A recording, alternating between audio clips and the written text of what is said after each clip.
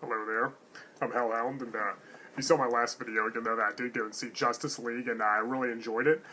They definitely did it justice, haha, but I know.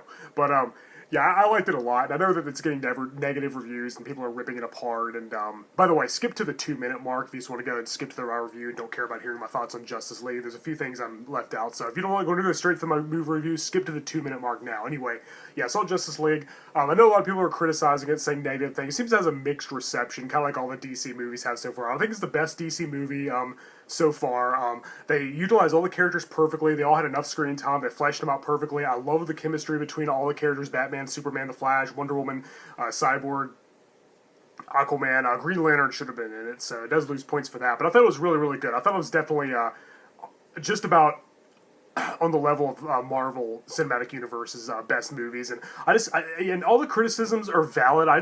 But all I cared about was seeing all those characters come to life on the big screen and have and interacting with each other. That part was done really well. Ben Affleck did a great job. Henry Cavill was really good as Superman this time. And I thought his last two performances were kind of so-so, but this time he really felt like a superhero, and he really felt like the all-American, big blue Boy Scout, truth, justice, and the American way, all that. He really felt like that this time. He even, did the reveal the S by pulling the shirt away, uses ice breath, and all kinds of stuff, all kinds of things that fans wanted to see, and it was really fun. It felt like a superhero movie, and I found out that about Joss Whedon's involvement. It was directed by Zack Snyder, but Josh Whedon was heavily involved towards the end too, and I think that had a big, that might have been a big part of why it was so great. But Zack Snyder won me over as well. I thought he did really well. But yeah, I was really pleased with Justice League, and I know that a lot of negative reviews. Yeah, the villain, coming in, there's the invasion with a big army and taking over the world. That's been done a million times and probably done even better. And there's a few things that some of those CGI look bad. There's a few things that there's too much exposition and then a fight scene. But I didn't mind. I thought all the characters were done really well, and that's all I cared about. It was Justice League. I was seeing some of my favorite superheroes on the big screen done well. That's all I cared about. I liked it. I gave it time to sink in, and I still like it. Okay, anyway,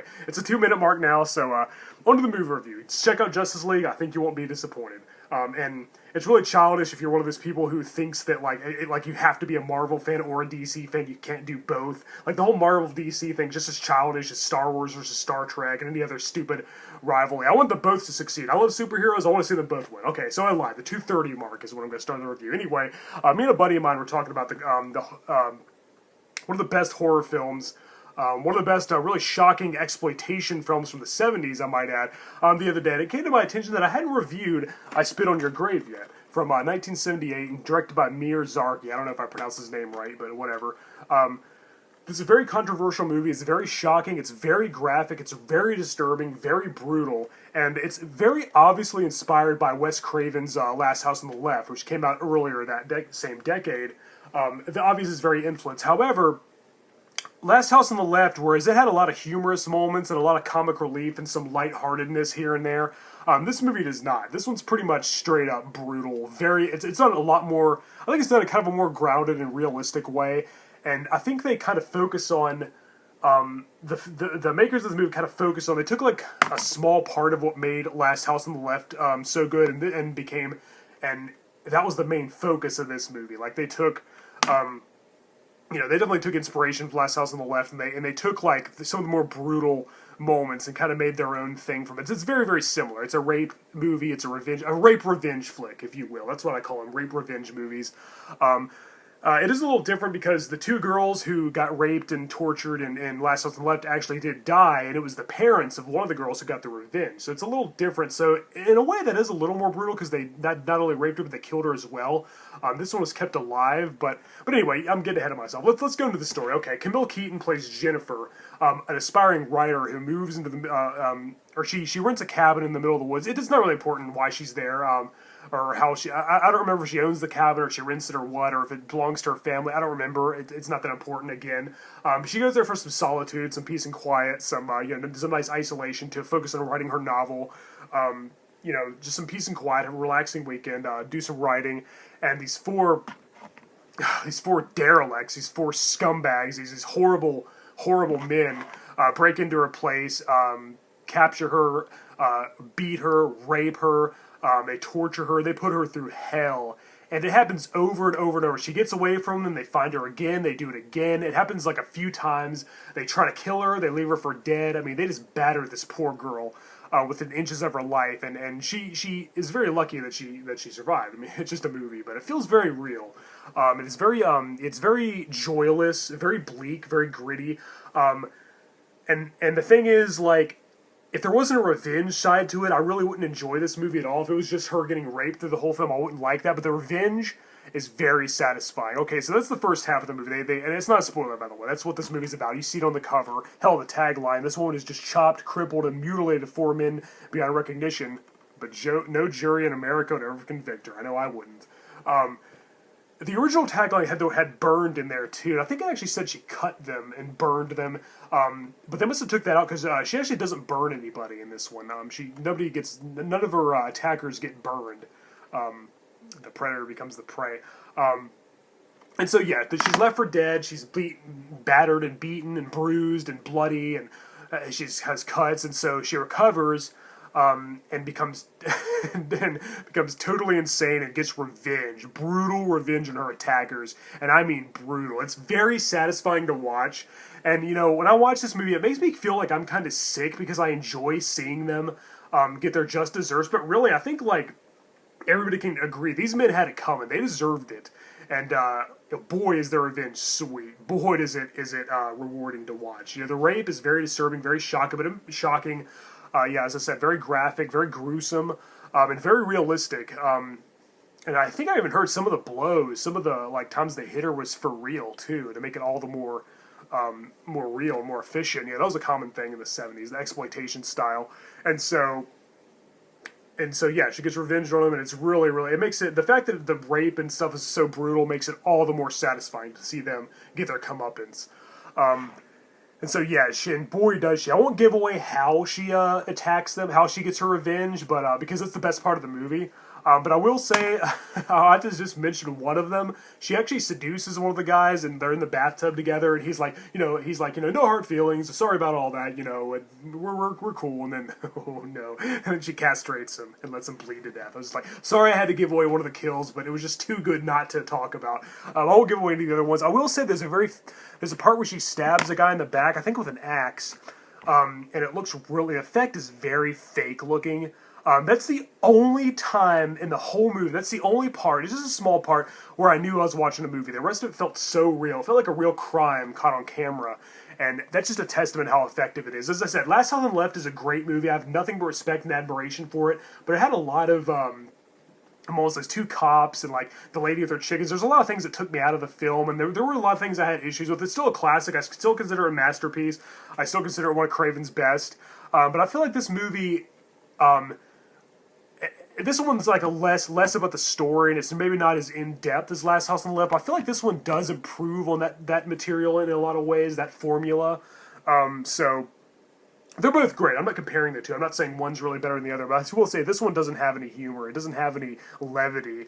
There's none of that here. It's nothing but, graphic, brutal, violence, and it's pretty gory too, but that's not really what it's about. It's more about the very disturbing premise. Like there's movies like People Under the Stairs that has a really disturbing premise, kidnapping children and holding them hostage, kidnapping. But that movie is played out like a freaking Tom and Jerry cartoon. It was like a Three Stooges episode. It's too much like comedy and too much like slapstick.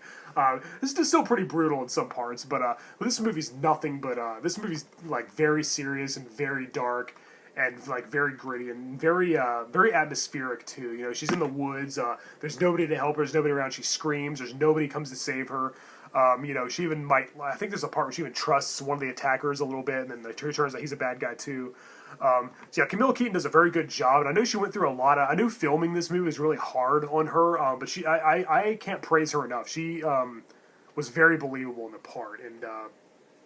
Kudos to her. I don't remember the actors that played the attackers. I'm not even really sure if they did anything else that was worth noting. I guess Aaron Tabor, Richard Pace, Anthony Nichols, and Gunther Kleeman. There's not really a big cast. There's not really too many people in this movie. One of the guys is kind of like mentally handicapped, or he's like the village idiot or something. And I think he was kind of... There's a little bit of bad acting here and there with some of the guys, but I feel like they're not as charismatic and they're not as memorable as the villains in Last House on the Left, like frickin' Krug, you know, played by David Hess. I mean, wow, like, you know, it doesn't get much more... You know, the cast was even afraid of him during the filming. These guys aren't quite as... they're just scumbags. They're just total lowlifes. Not that Krug wasn't, but, like, I mean, they're just total, like, degenerates. They're just, you know, there's nothing really... you know, they're not like...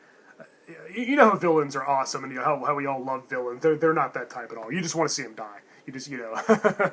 and not that I didn't want to see Krug die or anything, but I think you know what I mean. He was just more like, you know, there was more to him than just what he was doing. He was just a great villain, essentially. These guys were just scum.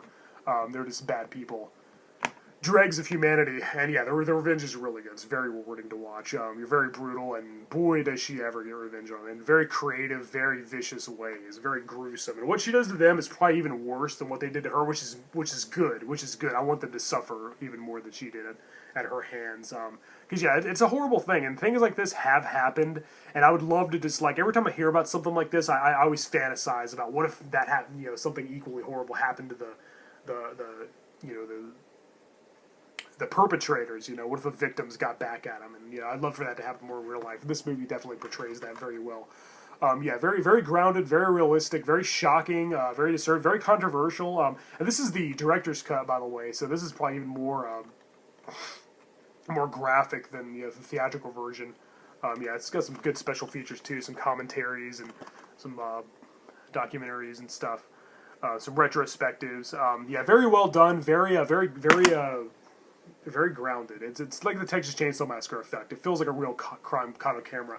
Now, this movie never had any sequels. They are actually making one. It's going to be called I Spit in Your Grave, Deja Vu. Camille Keaton's going to return as Jennifer. She's going to she's going to come back to that role, which is pretty cool. And I heard that the premise is family members of the attackers who became her victims want revenge on her or something. I don't know if I'm about that premise, but I'll definitely see it. It'd be interesting to see a sequel to this 1978 classic horror film. Now, I guess I got to talk about the remake. They did remake this movie in 2010, I believe. Yeah, 2010. And now, first of all, this was followed by two sequels. There was a Spit in Your Grave 2 and a Spit in Your Grave 3. Spit in Your Grave 2 is pretty much the same thing as this one, only it's a different girl. Pretty much the same thing happens, only there's a lot of weird scenes of her underground, and she repeats all the dialogue, some of the attackers. And part 3 has, this stars Sarah Butler, and she returns as Jennifer in part 3, and she just hates men. She wants to get rid of them. She just hates men and wants to, like, set them up and then kill them. I didn't really care for the sequels of this movie, but the movie itself, this is pretty good as far as remakes go. I feel like this is one of those movies I didn't really mind being remade. I guess I'm going to sound like a hypocrite because I hate remakes. I didn't want to see Halloween or Friday the 13th remade, but, like, this wasn't part of a big series, and I feel like I didn't really mind seeing a modern update. And now, this movie's very graphic and brutal as hell. It's very violent, but I know I'm watching a movie when I watch this. This one's a lot more surreal and implausible, whereas this movie felt like a real crime, and it was very, very, you know, just felt like it had that awesome 70s exploitation style. This one just felt like a new, polished, you know, really well shot, really digital, you know, really good looking movie, whereas this, you know, looked like it could have been, like, filmed with a video camera and, like, feels like it really happened. This, I know I'm watching a movie. But I will say, compared to the Last House on the Left remake, which was pretty good, another good remake that I enjoyed, it wasn't nearly as brutal as the original. This one's definitely more brutal than Last House on the Left remake. That one played it a little safe at times. This one went all out with the torture, with the gore, all of it. And I don't think this came to theaters. If it did, it must have been a limited release, because I don't remember it being out. Maybe it did, I don't know, I missed it, but I think it's, you know, so graphic, and like people just kind of miss this one. I don't hear many people talk about it. But as far as remakes go, it's pretty good. Yeah, Jennifer Hills, I believe she's called, in this movie. I don't think she had a last name in the original. I think they gave her the surname Hills in this one. She's played by Sarah Butler, who does a very good job. She's very believable. She's like the same thing. She's a writer looking for solitude in the woods. She gets raped by 4 guys. One of them's like mentally handicapped, and he kind of looks like Alex Winters from Bill and Ted. And one of them's a cop. Like, he's trying to cover for the other ones. You know, and yeah, this one's really brutal as well. There's a lot of scenes of them torturing her and raping her. But I will say, when she comes, like, she recovers, she escapes them. When she comes back, she's almost supernatural. Like, there's a lot of implausibility to it. I can't really suspend my disbelief that far. It becomes more like a Saw film, really elaborate traps that she set for them. The revenge is really very well done, but it's definitely more Hollywood than, you know, this one had kind of a homemade documentary feel. This one's more, yeah, this one is more like an actual movie, like an actual, you know, like a Saw movie, like the elaborate traps. But the revenge is definitely brutal. It's definitely not very believable, the things she was able to do and the things she was able to set up. But she did get revenge on him. It's very satisfying. Yeah, I think the cop got it the worst. Wow. And then the guy there's like a guy with fish hooks in his eyes, and a guy whose head is being, like, she's like drowning she's shoving his face into some lye, yeah, and, you know, burning his face off, and, yeah, and oh man, the cop. I won't even give that away. That's like the last kill in the movie. That was really brutal. It has something to do with a shotgun. And, and yeah, she twists some of their words around too, which I like. She taunts them, which was cool. Yeah, but it was pretty good as far as remakes go. I still think I prefer the original because it had kind of a more of a grounded, more, it definitely felt more real and definitely felt like something that really happened, where this was more Hollywood. This was more, I knew that, like, it was a movie. It was directed by Stephen R. Monroe. And yeah, Sarah Butler did a great job. They were both good. She was just about as good as Kimmel Keaton. They were both very believable. I feel like she was kind of like a stronger character from the get-go. Like, I kind of feel like she kind of had a distrust for men, like, a little bit already. Whereas Kimmel Keaton felt a little more innocent. Not that, you know, I mean, that shouldn't happen to anybody, regardless. I'm just saying, like, I could kind of tell she had, like, she was a fighter. She had that in her. Well, Kimmel Keaton, it came out of nowhere. It was a little more, like, wow, like, she really turned the tables, like, you know. Yeah, both are really good. I highly recommend you check it out. Definitely check out the 1978 original. Very good, very great 70s exploitation movie. Very shocking, very disturbing, but very rewarding, too, with the revenge. It's probably the best rape revenge flick, I would say. And a pretty good remake, too. I'd say check it out, too. I know I'm a hypocrite because I'm usually against remakes, but in this case, I didn't mind too much. I think it kind of benefited from update. That kind of made me, like, look at the original a little more, like, in a different light, kind of comparing it to, like, what can happen, like, what that movie would look like nowadays, and it kind of made me have even more respect for the original. But again, not that the remake's bad. I think it's still pretty good. I'd say check them both out. You won't be disappointed. Yeah, very horrific, very brutal. This is a very real horror movie. It's not Freddy, it's not Jason. It's something that could really happen. But the payoff is done very well, and it's very empowering to watch, I will say. Yeah. Because, yeah, this is a horrible thing that nobody should go through, and it will be interesting to see a sequel, see her all these years later. I mean, gosh, that was like 40 years ago? Yeah, just about. And, you know, it'd be cool seeing what she's doing after all these years and how it's affected her, and, you know, and if she feels remorse for her actions, or if she's still, you know, saying, I hope they rot in hell, you know. Yeah, and I Spit on Your Grave. What a great title. Also known as Day of the Woman. This movie's just one beautiful, brutal package. It was done very well, very effective.